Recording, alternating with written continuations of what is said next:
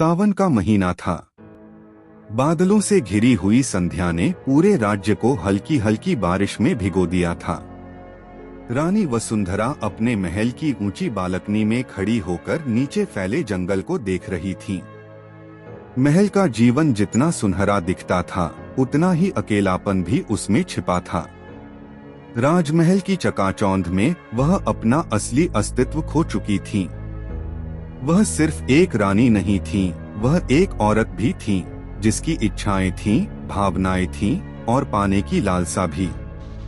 लेकिन राजनीतिक कर्तव्यों और महल की सख्त मर्यादाओं के बीच वह खुद को भूल चुकी थी। उस शाम उन्होंने फैसला किया कि वह कुछ देर के लिए जंगल की सैर पर जाएंगी। शायद प्रकृति की गोद में जाकर उन्हें कुछ सुकून मिले। वह अपनी घोड़ी पर सवार होकर जंगल की ओर निकल पड़ी। कुछ सैनिक और दासियां उनके साथ थीं, लेकिन नीति को कुछ और ही मंजूर था। रास्ते में अचानक तेज आंधी चलने लगी। घोड़ी बिदक गई और रानी अपनी सेना से बिछड़ गईं। चारों ओर बस अंधेरा और घना जंगल था।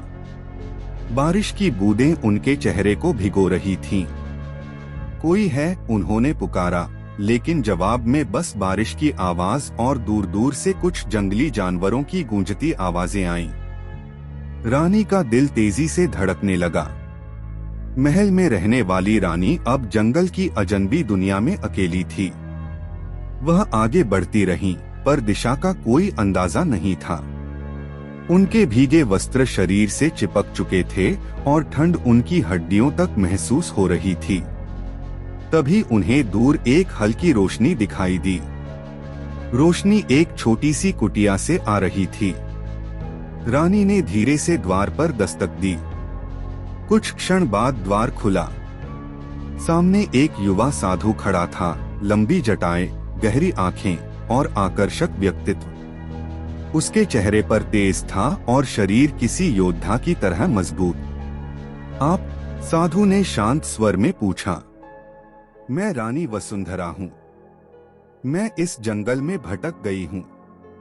क्या मैं यहाँ रात भर ठहर सकती हूँ? साधु ने कुछ क्षण उन्हें देखा और फिर सिर हिलाकर अंदर आने का इशारा किया।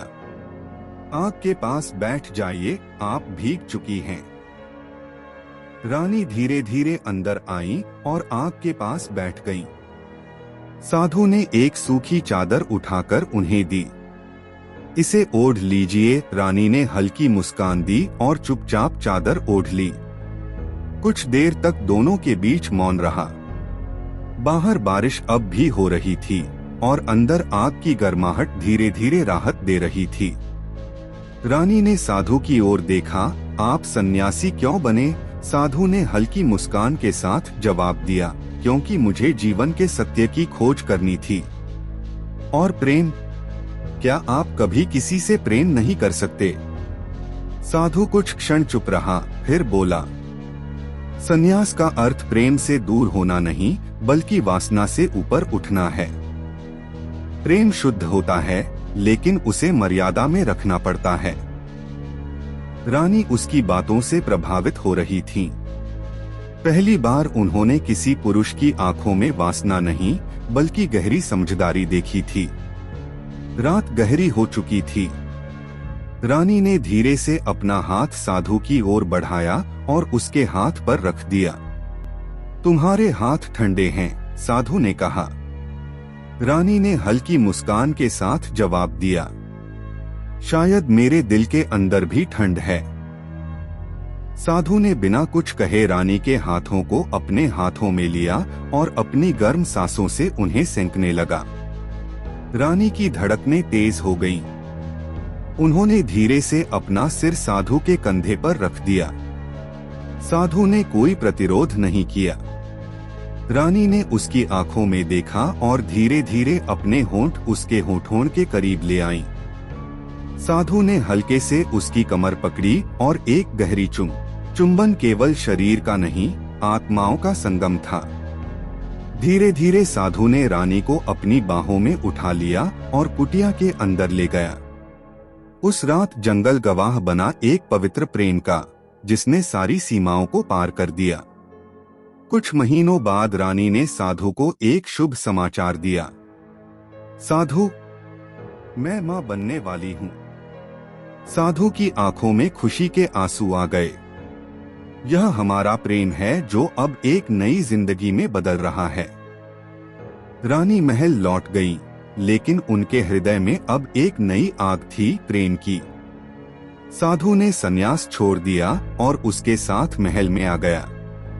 उनका प्रेम अब संसार के लिए एक मिसाल बन चुका था।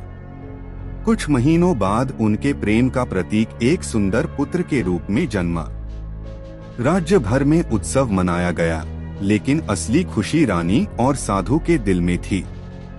उन्होंने साबित कर दिया कि प्रेम सीमाओं से परे होता है। यह समाज के नियमों से नहीं, बल्कि दिल की गहराइयों से चलता है। उनकी प्रेम कहानी अमर हो गई।